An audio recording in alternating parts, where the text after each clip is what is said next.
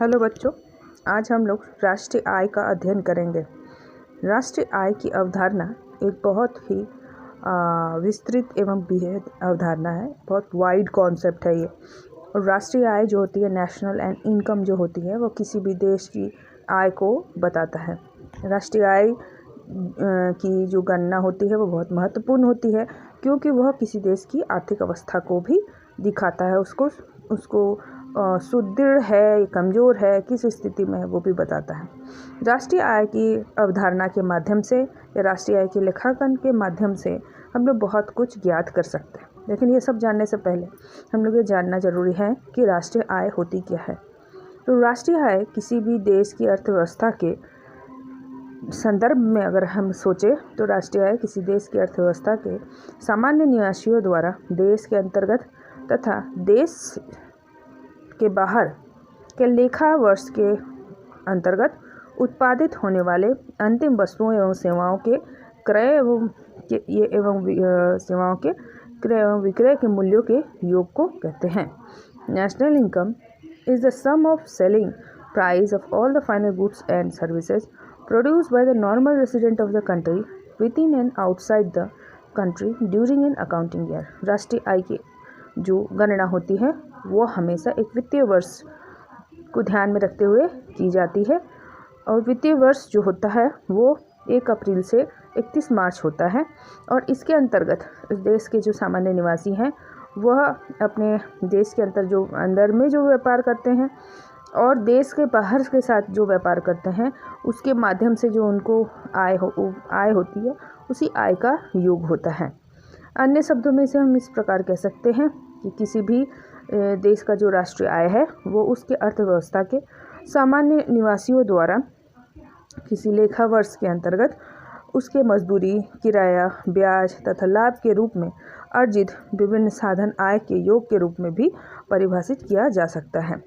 In other word, national income can also be defined as sum total of all factors income earned by a normal resident of an economy in the form of wages, rent, interest, profit in an accounting year.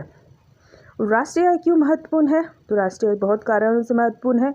सबसे पहला जो बात है वो है कि राष्ट्रीय आय के अनुमान में सहायक होती है। राष्ट्रीय आय किसी देश के जो आर्थिक अवस्था को अनुमान करने में सहायक होती है। ये लेखा वर्ष के अंतर्गत ये उस देश की आर्थिक सुदृढ़ता को, आर्थिक अवस्था को बताती है। और समस्त चरों का भी इसके अंतर्गत अध्ययन किया जाता है और उन आंकड़ों के आधार पर यह तथ्य को बताया जाता है।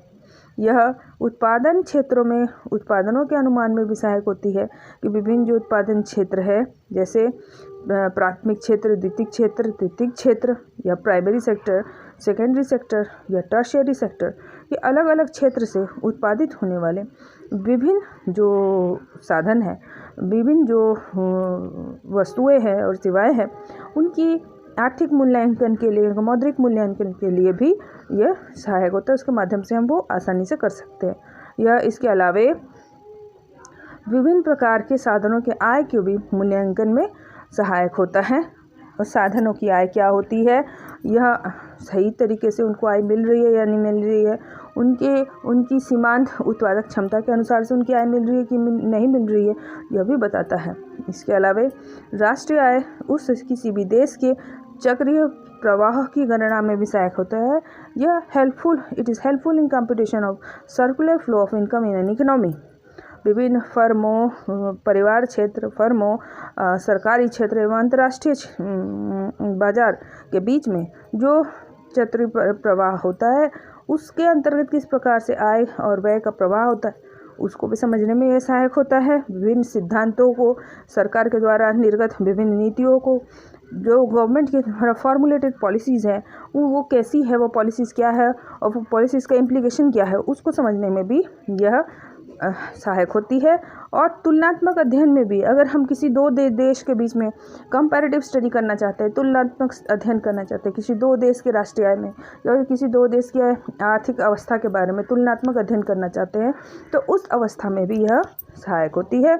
आपको ये अच्छे से समझा देती है कि किस प्रकार से आपका देश आगे है या पीछे है और किस किस कारणों से पीछे है, किस किस क्षेत्र में पीछे है और क्यों है, और उसे हम किस किस तरीके से आगे ले जा सकते हैं। राष्ट्रीय आय की अवधारणा को समझने के लिए हम लोग जो इसकी व्याख्या 3 दृष्टिकोणों को ध्यान में रखते हुए करेंगे। पहला दृष्टिकोण है साधन आय, दूसरा दृष्टिकोण है उत्पादन। ठीक है, 2 दृष्टिकोण से करेंगे, साधन आय के आधार पर और उत्पादन के आधार पर। दोनों एक ही प्रकार से हम समझ सकते हैं कि चाहे हम साधन आय के आधार पर करें या हम लोग उत्पादन के आधार पर करें, वो बात समान है। इसीलिए क्योंकि जो वस्तुओं की जो कीमत होती है वो जब चुकाई जाती है तो वह कीमत साधन आय के रूप में साधनों को प्राप्त होती है। तो इस प्रकार से यह आय जो है वो चक्रीय रूप से घूमता है। इसीलिए दोनों ही अवधारणा को हम लोग कह सकते हैं। ठीक है, फैक्टर इनकम और मार्केट प्राइस, हम लोग इसको फैक्टर इनकम और मार्केट प्राइस के आधार पर इसका अध्ययन किया जाता है। अगर हम साधन आय के आधार पर इसको अध्ययन करेंगे तो केंद्रीय सांख्यिकी संगठन इंडियन स्टैटिस्टिकल ऑर्गेनाइजेशन ने कहा है कि राष्ट्रीय आय किसी देश के सामान्य निवासियों द्वारा एक लेखा वर्ष में मजदूरी, लगान, ब्याज तथा लाभ के रूप में अर्जित साधन आय का योग है। National income is the sum total of factors income earned by the normal resident of the country in the form of wages, rent, interest and profit in an accounting year। इस साधन आय के दृष्टिकोण से अगर देखा जाए तो राष्ट्रीय आय को निम्न रूप से हम व्यक्त कर सकते हैं।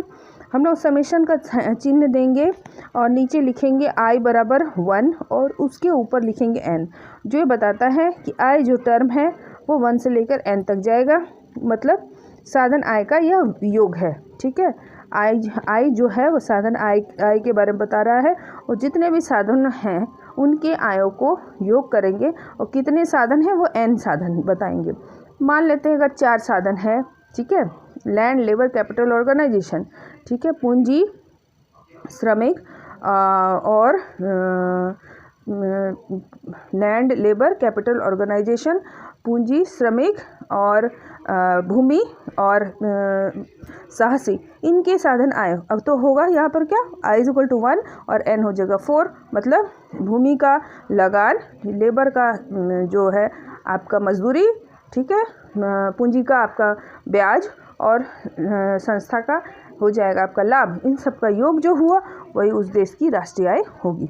ठीक है, अगर उसी को हम लोग यहाँ पर उत्पादन के दृष्टिकोण से देखेंगे तो वहाँ साइमन कुज़नेट ने कहा है कि राष्ट्रीय आय उत्पादन एक देश के सामान्य निवासियों द्वारा एक वर्ष में उत्पादित अंतिम वस्तुओं और सेवाओं के बाजार मूल्य का जोड़ होता है।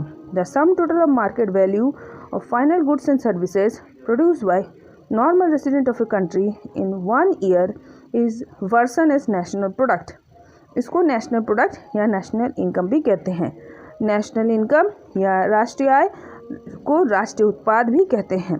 ठीक है, राष्ट्रीय उत्पाद को हम किस तरीके से लिख सकते हैं, तो कैपिटल N Y बराबर समेशन का चिन्ह अब फिर से और PG, यहाँ पर क्या है, NY जो है नेशनल इनकम या नेशनल प्रोडक्ट है, समेशन जो है वो कुल योग को बता रहा है, P जो है अंतिम वस्तुओं एवं सेवाओं का बाजार मूल्य है और G जो है अंतिम वस्तुओं एवं सेवाओं का उत्पादन की गई मात्रा है। P जो है क्वांटिटी है, G जो है क्वांटिटी है और P है प्राइस। ठीक है, इसलिए इसको गुना किए हैं, जितनी मात्रा उत्पादित की गई गुना उनकी कीमत का अगर योग करेंगे तो वो राष्ट्रीय उत्पाद या राष्ट्रीय आय को बताएगा।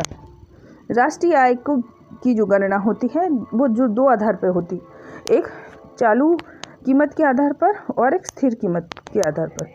चालू कीमत के आधार पर क्यों होती है, तो चालू कीमत का अर्थ क्या होता है, एक अर्थव्यवस्था में वर्तमान वर्ष में जो प्रचलित बाजार मूल्य है उससे है। जब किसी अर्थव्यवस्था की राष्ट्रीय आय की गणना की जाती है तो उस वर्ष संबंध रखता है। इसमें शामिल की जाने वाली वस्तुओं और सेवाओं का हम लोग मूल्यांकन करते हैं और उस वर्ष के बाजार में प्रचलित जो कीमत होती है उसी को आधार माना जाता है। जैसे अगर हम लोग 2010-11 के बारे में राष्ट्रीय आय गणना करना चाहते हैं तो 10-11 का ही बाजार मूल्य को हम लेंगे। स्थिर कीमत क्या होती है? स्थिर कीमत का अर्थ होता है बेस ईयर या आधार वर्ष। अगर एक अर्थव्यवस्था में किसी वर्ष की राष्ट्रीय आय में शामिल होने वाले पदार्थों का हम लोग को गणना करना है और उनका जो मूल्यांकन हो वो आधार वर्ष के कीमत के आधार पर होगा, तो हम लोग इसे स्थिर कीमत के आधार पर राष्ट्रीय आय की गणना कहेंगे। जैसे कि अगर 2010-11 है, हम लोग को राष्ट्रीय आय की गणना करना है, तो हम लोग देखेंगे कि भारत ने उस समय अपने स्थिर वर्ष किसको माना है। तो मान लेते हैं उदाहरण स्वरूप अगर उसने 93-94 या 1993-94 के कीमत को स्थिर आधार वर्ष माना है, तो उसकी कीमत के आधार पर 2010-11 के वस्तुओं सेवाओं के जो मात्रा उत्पन्न हुई है उसका मूल्यांकन करेंगे। आप बच्चों को ये इम्पॉर्टेंट है, ये बहुत इम्पॉर्टेंट है, बहुत महत्वपूर्ण है कि आप यह जो है करंट प्राइस और फिक्स प्राइस मतलब कांस्टेंट प्राइजेस और करंट प्राइजेस, इस दोनों का जो तुलना है यह आप पढ़ ले, क्योंकि यह बहुत इम्पॉर्टेंट है, बहुत महत्वपूर्ण है एग्ज़ाम के लिए। ठीक है। अब अगर हम लोग को निकालना है स्थिर कीमतों के आधार पर राष्ट्रीय आय, तो उसके लिए हमारे पास एक सूत्र है या फॉर्मूला है। वो क्या है? स्थिर कीमतों के आधार पर राष्ट्रीय आय की गणना करने के लिए हम क्या करेंगे? चालू कीमत पर राष्ट्रीय आय बटा चालू वर्ष की कीमत सूचकांक गुना 100। क्या करेंगे? स्थिर कीमत पर राष्ट्रीय आय की गणना करने के लिए चालू कीमत पर राष्ट्रीय आय बटा चालू वर्ष का कीमत सूचकांक गुना 100 करेंगे। तो हमें क्या पता चलेगा, क्या मिलेगा? स्थिर कीमतों पर राष्ट्रीय आय, चालू कीमत पर राष्ट्रीय आय बटा चालू वर्ष का कीमत सूचकांक गुना 100। अब राष्ट्रीय आय से संबंधित जो अवधारणाएं हैं उसे आप जान ले। इसकी करीब 12 अवधारणाएं हैं। पहला जिसको हम लोग कहते हैं जीडीपी एट मार्केट प्राइस, इसको हम लोग हिंदी में कहेंगे बाजार कीमत पर सकल घरेलू उत्पाद। दूसरा है जीएनपी एट मार्केट प्राइस, इसे हम कहेंगे बाजार कीमत पर सकल राष्ट्रीय उत्पाद। उसके बाद होगा एनडीपी एट मार्केट प्राइस, इसे हम हिंदी में कहेंगे बाजार कीमत पर शुद्ध घरेलू उत्पाद। फिर है net national product at market price, इसे हम कहेंगे बाजार कीमत पर शुद्ध राष्ट्रीय उत्पाद। फिर gross national product at factor cost. अभी तक से हम लोग बाजार कीमत के बारे में पढ़ रहे थे, मार्केट प्राइस। अब हम लोग साधन लागत के बारे में पढ़ेंगे, जिसको हम लोग क्या बोलेंगे? Gross national product at factor cost, साधन लागत पर सकल घरेलू उत्पाद। उसी प्रकार gross national product at factor cost, उसको हम लोग क्या कहेंगे? पहला था gross domestic product at factor cost, साधन लागत पर सकल घरेलू उत्पाद। अब हम लोग कहेंगे gross national product at factor cost, जिसको हम लोग कहेंगे साधन लागत पर सकल राष्ट्रीय उत्पाद। उसके बाद हम कहेंगे net domestic product at factor cost, जिसे हम कहेंगे साधन लागत पर शुद्ध घरेलू उत्पाद।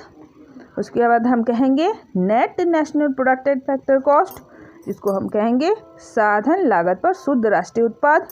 इसके बाद आएगी निजी आय, प्राइवेट इनकम, व्यक्तिगत आय, पर्सनल इनकम, व्यक्तिगत प्रयोज्य आय, personal disposable income, and last but not the least national disposable income, जिसको हम कहेंगे राष्ट्रीय प्रयोज्य आय।